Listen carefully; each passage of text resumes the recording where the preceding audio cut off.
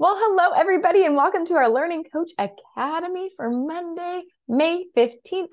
This is IT Tips for End of Year. We have Mr. David Brash with us today to share those with us momentarily after we do our normal start of our mission and vision, our values. We'll talk a little bit about that MMU for today. Then Mr. David Brash is going to share IT cybersecurity awareness, some device management support or maintenance support, and then of course our Q&A time as well. Our mission and vision, a quick reminder that this is central to all that we do here at Compass, and also our core values of achievement, respect, teamwork, integrity, and communication are also central to everything that we think, say, and do, and guide our character here at Compass. The MMU, we know, say it with me, every Monday morning, woohoo, at 8:30 a.m. So for those of you who are watching the recording, I'm going to go ahead and pause it now. But we do ask that you take a moment to review the MMU for whatever week you are in right now as you're watching this recording. And then we'll come back in just a moment to the recording. All righty. So for those watching the recording, welcome back to the topic at hand here. We did pause there the recording to talk about the MMU as well as some good and great and wonderful things that have happened in our lives since we met together last week.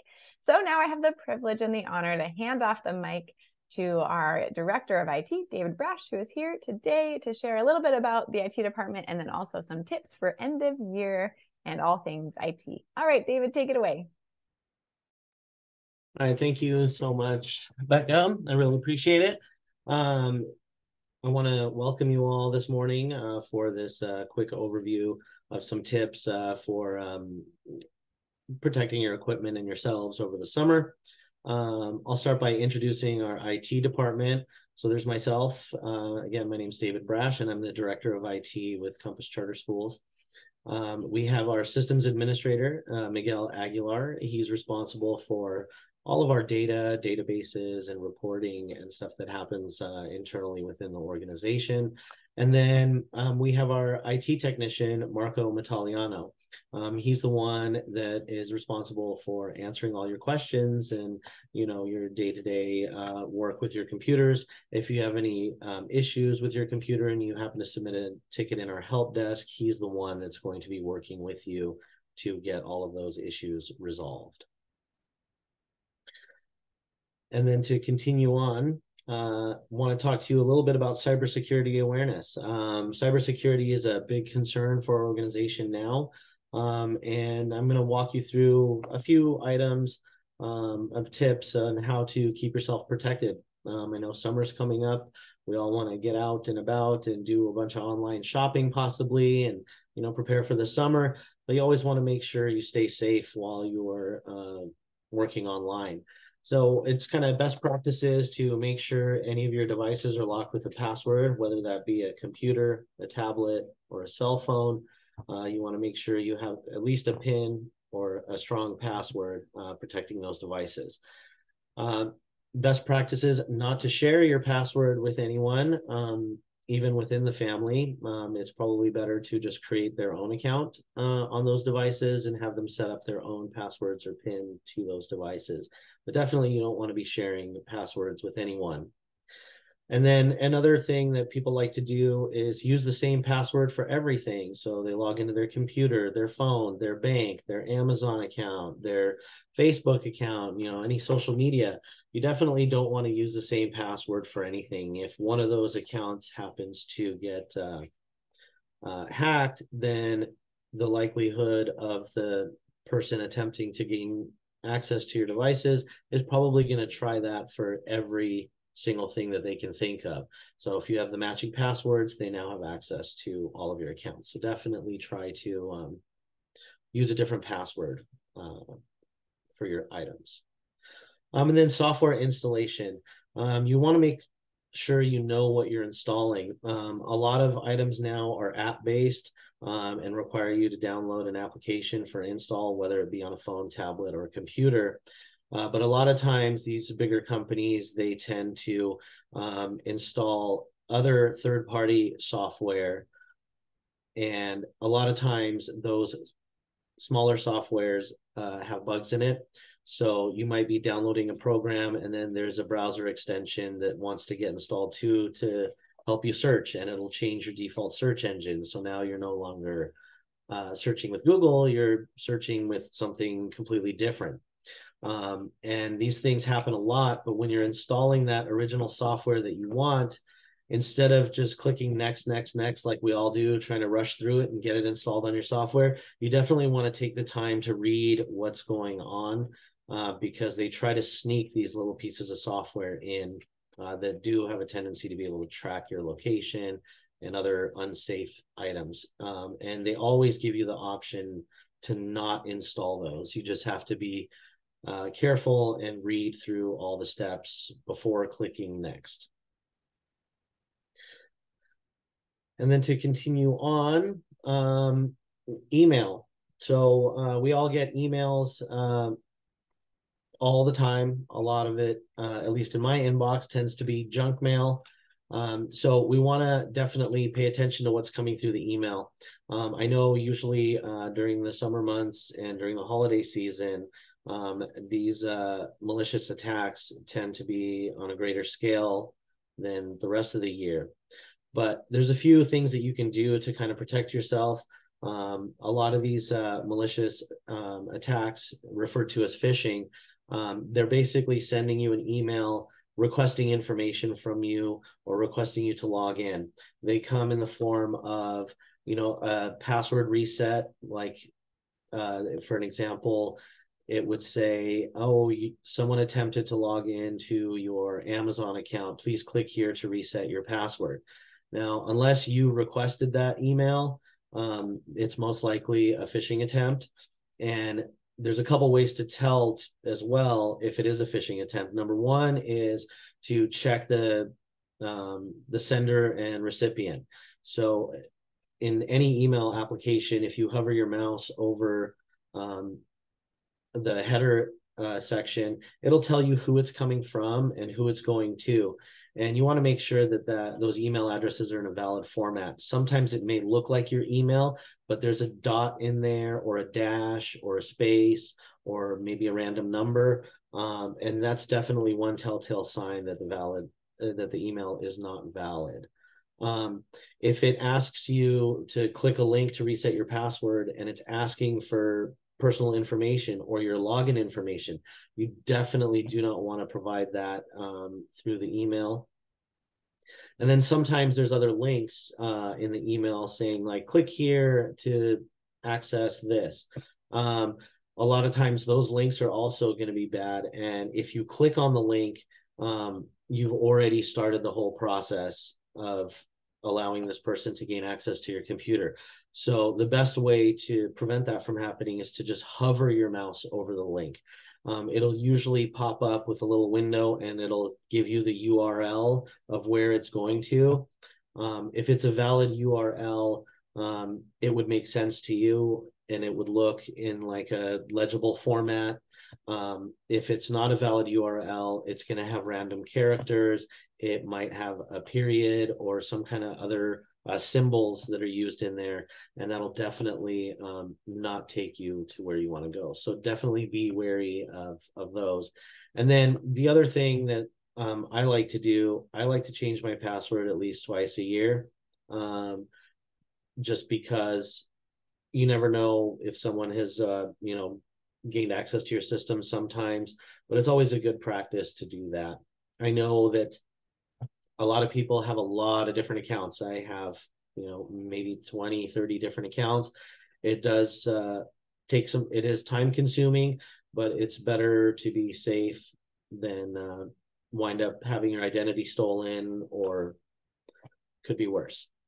And then definitely when you're traveling, if you're using hotspots in cafes, restaurants, hotels, you definitely want to change your password either before you leave or when you get back, just to make sure that you stay protected. A lot of those open hotel networks, you never know who's on those networks, and they could be monitoring all the traffic that's happening on those networks. And changing your password when you get back or while you're traveling is definitely a huge lifesaver. And continuing on, we do have an area on a specific website that was designed for us by a company called LineWise. LineWise is a product that we use for cybersecurity awareness. It does content filtering and cyber safety for schools. That's what they concentrate on. It's installed on the equipment that we send out, and it does its best at filtering out inappropriate content. This link here is going to take you to a website that is specifically for us. Now, we do not control any of the content that's on there. We leave all that up to LineWise, but that's their specialty. They know exactly what's going on. They stay up to date with all of the current issues that are happening across the globe with cyber safety.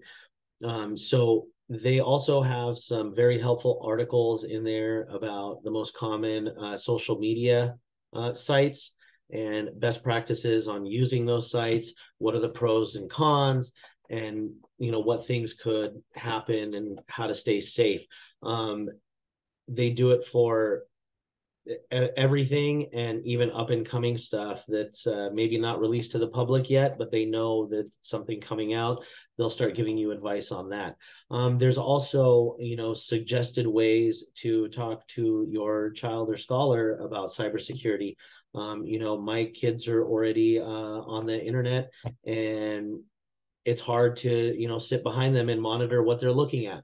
So you got to talk to your kids about some of the content that they might come across.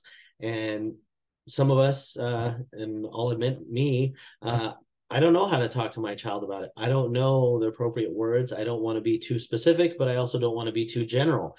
And they kind of give you some ideas on how to word it to your kids, so you don't scare them, but you make sure that they understand what's happening in an online environment, especially in regards to social media.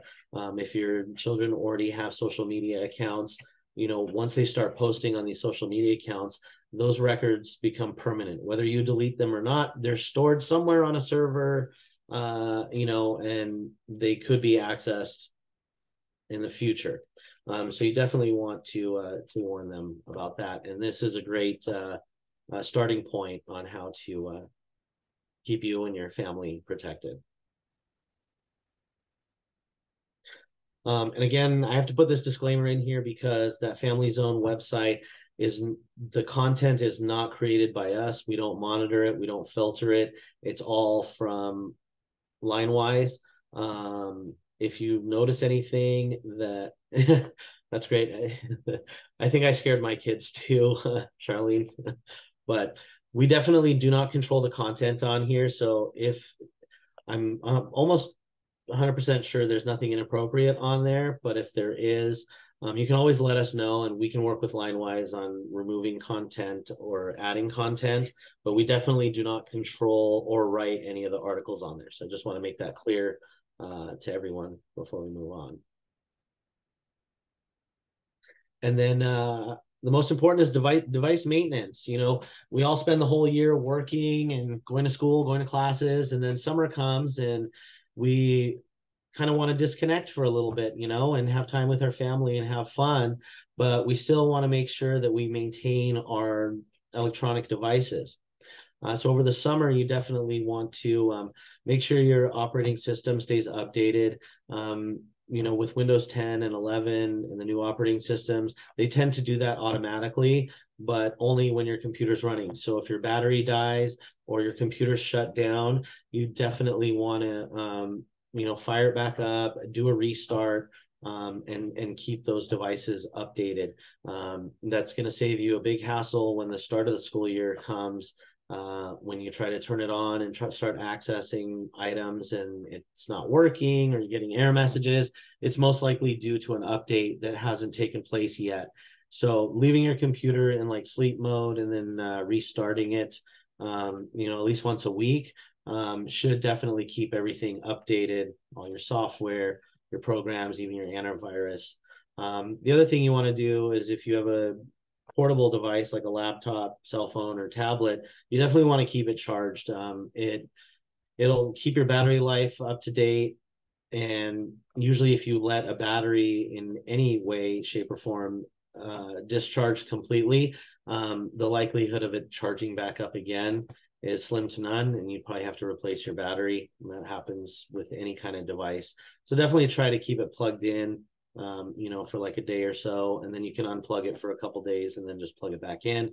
And then the other important thing is to store it in a cool, dry place in your home.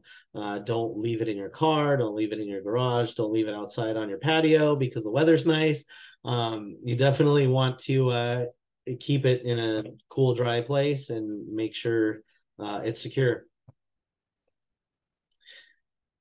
And that's going to wrap up my presentation. I hope all the information I provided was helpful, and I'm more than happy to answer any questions. If you guys want to unmute, go ahead and fire away. I love it. A huge thank you, David, for being here today, for sharing all of those helpful tips. I know in the chat there was definitely oh, this is great. And so hopefully those watching the recording, you are also feeling that same way. And so big round of gratitude and applause for David. Thank you for being here. And for those watching the recording, we're going to go ahead and wrap up the recording now. But for those who are here live, please feel free to drop your questions in the chat, or like David said, to unmute. And for those also watching the recording, know that later today or early tomorrow, once we have the link for this recording ready to go, we will create the LCA tracker in its final form so that those LCs who'd like to get a Learning Coach Academy of the Year certificate can get that completed. So with that, those watching the recording, have a great rest of your day. But for those live, let's hear those questions.